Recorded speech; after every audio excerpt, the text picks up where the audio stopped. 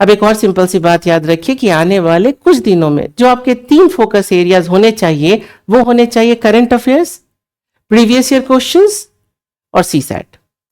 Current affairs, think about the subjects जैसे polity and governance, जैसे science and technology, environment and ecology, economy. अब ऐसे सारे parts में मोस्टली जो क्वेश्चन पूछे जाएंगे उनका कॉन्टेक्स्ट जो है वो करंट अफेयर्स से आएगा।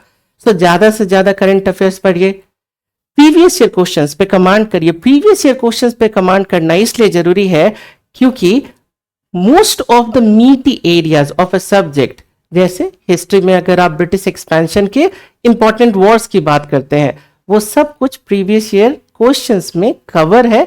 सो जब आप उसे पढ़ते हैं you will get the general background around those areas. CSAT के प्रीवियस ईयर क्वेश्चंस को जरूर सॉल्व करिए।